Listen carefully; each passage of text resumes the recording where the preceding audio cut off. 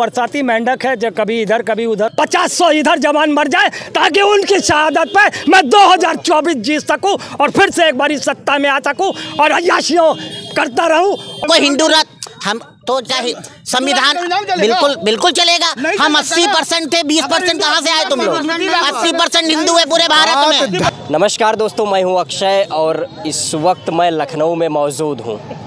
कल ओम प्रकाश राजभर को मंत्री बना दिया गया। कई महीनों इंतजार के बाद मंत्री बना दिया गया है और भारतीय जनता पार्टी ये दावा कर रही है कि पूर्वांचल में राजभर एक प्रभावशाली नेता है, उनका प्रभाव अधिक है और एनडीए अलायंस के लिए कितनी बड़ी चुनौती साबित होगी ओम प्रकाश राजभर को लेकर, इसी विषय पर चर्चा करने के लिए मैं मौजूद हूँ। चाचा, क्या लगता है कि राजभर मंत्री बना दिए गए हैं, इंडिया अलायंस के सामने कितनी बड़ी चुनौती है? जिस तरीके से उनका आचरण है, अब तो उनका अपना परिवार ही वोट नहीं देगा, उनके इर्द गिर्द के लोग वोट नहीं देंगे। जानते हैं क्यों? ये वो बरसाती मेंढक है जो कभी इधर कभी उधर, और भाजपा को ऐसे लोग बड़े सूट करते हैं और मोदी को तो थूक के चाटने की आदत है, उसमें कोई ऐसी बात नहीं है। वो सत्ता पाने के लिए कुछ भी कर सकता, किस भी हद तक गिर सकता है। तो राजभर जैसे जो गालियां देते हैं नरेंद्र मोदी को पानी पी पी के, उन्हीं को ये सत्ता में ले आते हैं। फिर भाजपा वाले उससे गालियां देते हैं, ये बेशर्म वहाँ पहुँच जाता है। नहीं, बीजेपी और ओम प्रकाश राजभर ये दावा कर रहे हैं कि पूर्वांचल में बहुत ही प्रभावशाली और मजबूत नेता हैं, काफ़ी प्रभाव डालेंगे 24 के लोकसभा चुनाव में कई सीटों पर।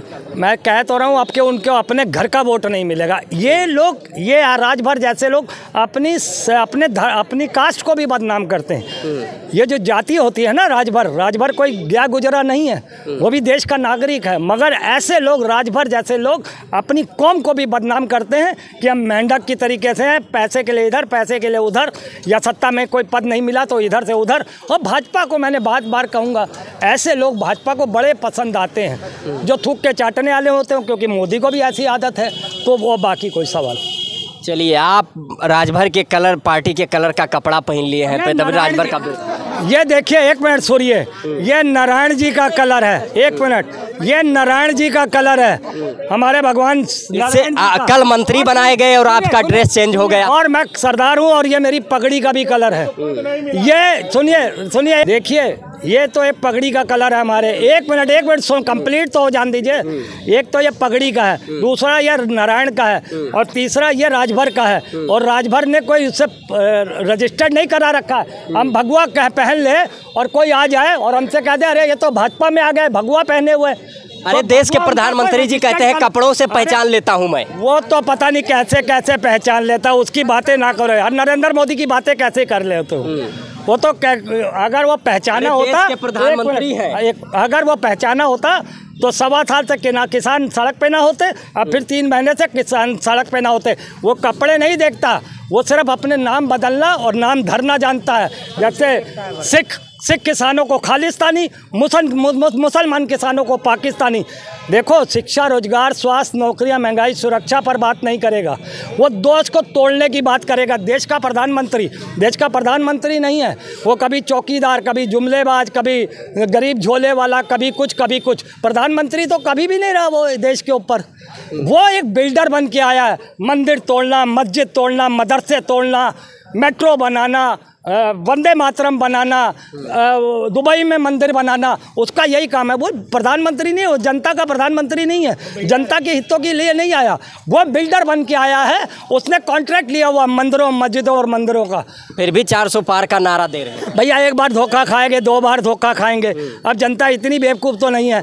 अगर कहीं 2019 में सतपाल मलिक ने अगर 42 जवानों का कातिल वाला कांड खोल देता, जो आज 42 जवानों का कातिल देश के पटल पर निजाम बन के बैठा है, शायद 2019 में भी नरेंद्र मोदी सत्ता में ना आ पाता। अगर सतपाल मलिक ने वक्त रहते कर दिया होता।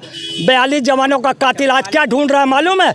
कि 50-100 इधर किसान मर जाए, 50-100 इधर जवान मर जाए ताकि उनकी शहादत पे मैं 2024 जीत सकूं और फिर से एक बारी सत्ता में आ सकूं और अय्याशियों करता रहूं। और जो अमेरिका की फर्स्ट लेडी है, वैसे ही किसी देश के प्रधानमंत्री की फर्स्ट लेडी को, राष्ट्रपति की फर्स्ट लेडी को वो हीरो का हार दे सके। हम भोली भाली जनता का पैसा लूट के वो साला अपनी अय्याशियाँ कर सके। हम इसको 2024 में हटा के रहेंगे। हम चाहते हैं जनता गठबंधन को चुने और सत्ता परिवर्तन करें।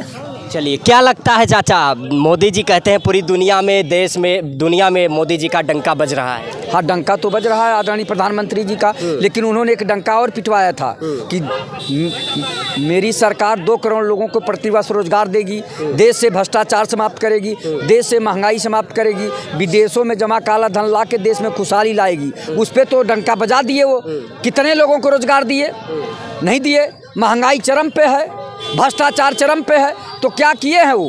केवल वो ढिढोरा पीट रहे हैं देश के प्रधानमंत्री जी, और कुछ नहीं किए। प्रधानमंत्री जी का ये जुमला बहुत दिन तक नहीं चलने वाला है। क्या लगता है, अभी राजभर को मंत्री बनाया गया है, बीजेपी कह रही है, या ये मानना है राजभर का कि ये इंडिया अलायंस के लिए एक बड़ी चुनौती हो गई है मंत्री बन जाने से? क्या लगता है कितना प्रभाव रहेगा? चल सन्यासी मंदिर में घंटा बजाने के लिए बोले थे ना माननीय मुख्यमंत्री जी को, लेकिन मंत्री बना दिए उनको। अभी कहे थे ना कि जब तक राजपाट नहीं मिलेगा तब तक होली नहीं मनाऊंगा, तो छटपटाहट थी, परेशान है मंत्री बनने के लिए। लेकिन जनता के लिए क्या किए हैं, जनता इसका जवाब देगी। सबसे बड़ी बात है जो आप कह रहे हैं, आप अडानी अंबानी के 14,000 करोड़ रुपया माफ़ कर देते हैं, किसानों का कर्जा नहीं माफ़ करते हैं। आप कहते हैं कि भ्रष्टाचार हम समाप्त करेंगे, और कहते हैं मेरे अगल बगल कोई भ्रष्टाचारी मेरे ताप से बैठ नहीं सकता, जल जाएगा। अजीत पवार के ऊपर प्रधानमंत्री जी ने कहा कि इतने करोड़ का भ्रष्टाचारी है, शुभेंदु अधिकारी को कहा, वो सबको गले लगा लिए। या तो वो जल जाते या तो प्रधानमंत्री स्वयं जल जाते, लेकिन कोई नहीं जल रहा है। अगल बगल बैठे हुए हैं, तो कैसे भ्रष्टाचारियों को वो कह रहे हैं कि कोई भी भ्रष्टाचारी मेरे ताप से मेरे अगल बगल नहीं बैठ सकता है।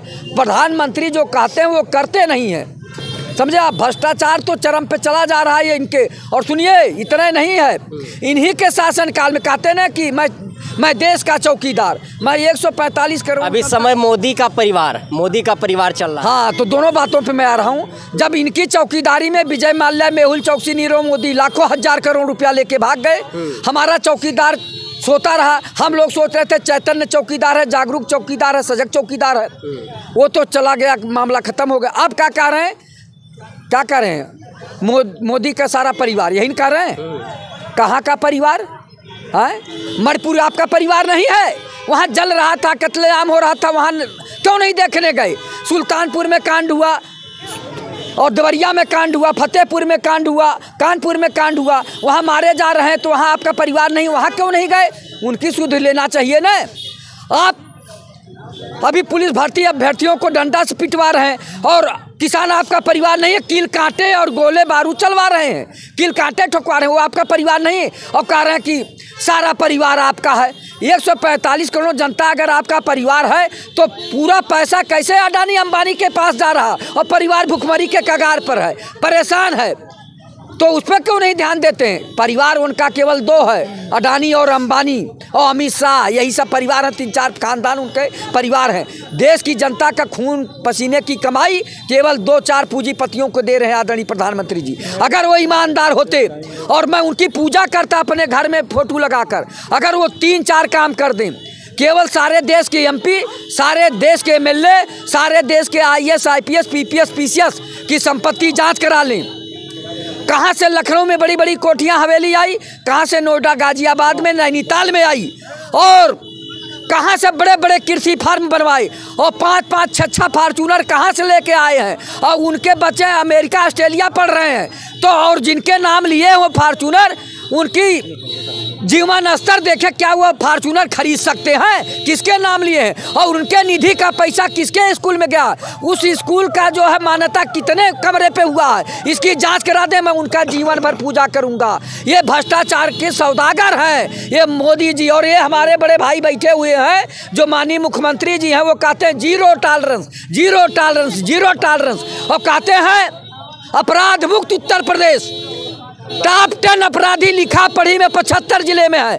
एक जिले में 10 अगर टॉप 10 अपराधी लिखा पढ़ी में है, तो 75 जिले में 750 अपराधी अभी भी हैं। इनकी संपत्ति कब जब्त करेंगे? इनके घर पे बुलडोजर कब चलाएंगे? इन्हें कब जेल भेजेंगे? इनको भेजना पड़ेगा, तब जाके रामराज की परिकल्पना साकार होगी। नहीं तो ऐसे विरोधियों के यहाँ छापे, विरोधी मुख्यमंत्री जो पहले हैं अन्य सरकारें वहाँ छापे, ED CBI का पिजड़े का तोता या मुट्ठी का तोता छोड़ के जनता में दहशत फैला रहे हैं। ये दहशत बंद करें। क्या लगता है भाई साहब, अभी ओम प्रकाश राजभर मंत्री बनाए गए हैं और वो दावा कर रहे हैं कि जो विधान परिषद के प्रत्याशी हैं, समाजवादी पार्टी के प्रत्याशी हैं, उनके साथ खेला होने जा रहा है। ओम प्रकाश जी से हाथ जोड़ कर निवेदन है वो हिंदू राष्ट्र की घोषणा करवा दे और मनुस्मृति लागू करवा दें। वही नहीं वो कह रहे हैं ओम प्रकाश राजभर जी मंत्री बने हिंदू राष्ट्र बनाने के लिए और मनुस्मृति लागू करने के लिए बने। अब ओम प्रकाश राजभर जी से निवेदन है कि मनुस्मृति लागू कर दें। लेकिन क्या लगता है, ओम प्रकाश राजभर को मंत्री बनाने से बीजेपी को फायदा नहीं होगा? क्या कहना चाहेंगे आप? पूर्वांचल हार जाएंगे? नहीं। इंडिया अलायंस हार जाएगी? इंडिया अलायंस राजभर जी की बात देखिए, जब बरसात होती है आपको देखे होंगे टर्टों की आवाज़ आती है। जब जाएंगे देखेंगे वहाँ पीला मेघा बोलता है। ये ओम प्रकाश राजभर जी वही हैं, जब चुनाव आएगा टर्टों चिल्लाएंगे। मंत्री बने 4 दिन के लिए, 4 दिन बाद आचार संहिता लागू हो जाएगा, कुछ कर नहीं पाएंगे। जैसे ही चुनाव लोकसभा का चुनाव होगा, जब एनडीए फिसड्डी साबित होगी, मंत्री जी को उनके स्थान पर पहुँचा दिया जाएगा। 4 दिन के मंत्री हैं ओपी राजभर जी, बाकी कर क्या पाएंगे। आगे जो पार्टियाँ आएंगी, आगे जो भी पार्टी जीत के आएगी, भाई साहब का कहना है, तो फिर ओम प्रकाश जी को अपने पास ले लेगी वो, अगर ऐसी बात है। नहीं तो कभी इधर कभी उधर, क्या जिस तरीके से उनकी पॉलिटिकल क्रेडिबिलिटी ख़त्म नहीं होगी अगर इधर उधर पलटी मारते रहेंगे तो? देखिए, कभी इधर उधर में तो सहमति की बात है, अपनी वैचारिक मतभेद की बात है। आज हम आपके साथ हैं, नहीं जमराम कल चले जाएंगे, परसों वहाँ चले जाएंगे। और रही बात आना जाना, तो ये बताइए, कांग्रेस, यही कांग्रेस पार्टी के साथ लोग राजनीति करके, विरोध करके सब सत्ता में आए। आज कहाँ खड़े हैं? आज वही कांग्रेस अच्छा हो गई। देखिए क्या लगता है चाचा, कश्मीर में भारतीय जनता पार्टी जिस अलगाववादी का विरोध करती थी उसी के साथ सरकार बनाई, अकालियों के साथ विरोध की उसके साथ सरकार। इसीलिए कह रहा हूँ विचारों की बात मत करिए। विचार आपको अगर ढूंढना किसी भी पॉलिटिकल पार्टी के, आप पाताल जाके ढूंढिए, पाताल लोक में विचार मिलेंगे, या धरती में विचार नहीं मिलेंगे किसी पॉलिटिकल पार्टी कश्मीर में। हाँ, मुफ्ती के साथ में, महबूबा मुफ्ती के साथ में अगर सरकार नहीं बनाती भाजपा, तो ये 370 खत्म नहीं होता। तब आप क्रेडिट क्यों ले रहे हैं? महबूबा मुफ्ती को देना चाहिए ये 370 क्रेडिट आप क्यों ले रहे हैं? फिर ये तो महबूबा मुफ्ती को जाना चाहिए इनके हिसाब से, तो क्रेडिट आप क्यों ले रहे हैं 370 का? 370 से गरीबों को क्या मिला? कश्मीर को मिला। कश्मीर यहाँ लखनऊ वाले दद्दा भी खरीदे होंगे, 2-4 प्लाट वहाँ खरीदे हैं। हाँ, पत्थर बंद हो गए, गरीबों को मिला। पत्थर बंद हो गए वहाँ पे, पत्थर बंद हो गए ना। काम होगा कश्मीर में, पत्थर बंद हो गए। बताएंगे कि लखनऊ वालों को क्या मिला। अरे भैया, काम लखनऊ में हो रहा है तो लखनऊ वालों को मिलेगा ना। जो बीजेपी ने अपने मैनिफेस्टो में जारी किया था, वो वादा जो किया था वो तो किए नहीं। 370 हटा दिए, अच्छी बात है, लेकिन जो गरीबों, किसानों, नौजवानों के लिए वादा किए गए थे वो तो कर नहीं पाए। तो उससे गरीब क्या फायदा? क्या नहीं किए? आपका नाम क्या है? अरे आप पहले नाम बताइए। मेरा नाम आदिल सिद्दीकी है। आपका नाम क्या है? मेरा नाम आशुतोष सिंह है। पहली बात सुनो, इनको हिंदू राष्ट्र चाहिए। हिंदू राष्ट्र नहीं चले, मुझे स्वतंत्र और स्वच्छ भारत चाहिए। तो आप भी तो इस्लामिक राज के लिए खड़े हैं। बिल्कुल। एक मिनट, बोल रहे हैं कौन सा डिमांड कौन किया है? इस्लामिक राज नहीं, हिंदू मुस्लिम का मुद्दा तो आप उठा नहीं, वो तो अपनी विचारों को भारतीय जनता पार्टी। आपने ये क्यों कहा कि ये हिंदू राष्ट्र घोषित करना चाह रहे हैं? देखिए पूरे भारतीय जनता पार्टी ये बीजेपी चाहती है, ये बीजेपी कहती है, बीजेपी सपा का हूँ ना, मैं बसपा का हूँ, मैं एक आम आदमी हूँ। आपने जैसे भी बोला कि आप हिंदू राष्ट्र चाहते हैं और आप इस्लामिक नहीं चाहते। भारतीय जनता पार्टी के सपोर्टर है। नहीं चाहता। हम चाहते हैं हिंदू राष्ट्र। क्यों चाहते हैं? हिंदू का ही भारत था, आप कहाँ से आ गए थे? आप विदेशी है, आप तो विदेशी है, आप तो यूरेशियन है। भैया कौन है यहाँ का असली मूल निवासी? कौन है मूल निवासी? कौन है देश का? देखिए, देश क्यों कह रहे हैं कि आप इस्लामिक या हिंदू? बारिश में सुनिए भैया, आपने क्यों बोला? हिंदू राष्ट्र भारतीय जनता पार्टी क्यों चाहती है? ये देश हिंदू संविधान में चलेगा कि मनुस्मृति से चलेगा? देश में मनुस्मृति चलेगा कि संविधान चलेगा? बारिश में जिस प्रकार से बिल में पानी जाने के बाद चींटी बिलबिला के बाहर आती है ना, वही हाल आप लोगों का। बिलबिला के निकल। देखिए, देश संविधान से चलता है। नहीं, मेरी बात सुनिए पहले। हमको हिंदू राष्ट्र, हम तो चाहे संविधान बिल्कुल बिल्कुल चलेगा। हम 80% थे, 20% कहाँ से आए तुम लोग? 80% हिंदू है पूरे भारत में। धर्म का, जाति का नहीं, मजहब का नहीं है। आप 80% नहीं हो, वैचारिक मतभेद है। आप खुद 80% नहीं हो। देखिए यहाँ सवाल, हिंदू राष्ट्र नहीं, मनुस्मृति तो नहीं, संविधान तो चलेगा। आपने अपने विचारों को और आपने अपने विचारों का, यहाँ पे 3-4 लोग ऐसे व्यक्ति आए, सब लोगों ने अपनी अपनी विचारें रखी। आप आते ही नाम क्या है, कौन होते हो तुम, नाम पूछने वाले कौन होते हो? देखिए देखिए और दूसरी चीज, आप हिंदू राष्ट्र चाहते हैं, मैंने आपको बोला क्या इस्लामिक, तो आग आप लगाएंगे, बवाल आप करेंगे, बाद में फिर कहेंगे मेरे साथ बुरा हो रहा है। ये गलत धारणा निकाल दीजिए। भारत सबका है, हिंदुस्तान सबका है, हिंदुस्तान सब में सब स्वतंत्र है, लेकिन आप कहेंगे मजहब के नाम पे, धर्म के नाम पे, ये सब नहीं चलेगा। एक संवाद को संवाद के तरीके से होने बिल्कुल, दीजिए। मैं भी यही कह रहा हूँ, लेकिन आप मर्यादित रहिए, अब मर्यादित मत रहिए। मर्यादा के विपरीत आप कौन गए? मतलब सुनिए, एक सेकंड सुनिए, आप अपने आप को क्या समझते हैं? चिल्लाते रहे जितना चिल्लाना हो इनको। क्या समझते हैं आप अपने आप को, क्या समझते हैं? 5 लोग हैं, अरे आप कुछ नहीं है देश का, आप देश का कुछ नहीं हूँ। आप सिर्फ आप ऐसे लोग हैं कि बुलडोजर अगर आपके ऊपर चलता है तो इसके हकदार आप हैं। बुलडोजर ऐसे लोगों के ऊपर चलता है, अरे वो आराम से, अरे कोई किसी से न कम है तो कोई किसी से कम नहीं है। चलिए ठीक, ये हड़काने धमकाने चमकाने वाली जगह नहीं है। यहाँ आप अपने विचारों को स्वच्छ तरीके से, स्वतंत्र तरीके से और अच्छे मर्यादा में रख के आप रख सकते हैं। ये सोचेंगे धमकाने नहीं तो आप धर्म के नाम पे और व्यक्ति के नाम पे पूछना।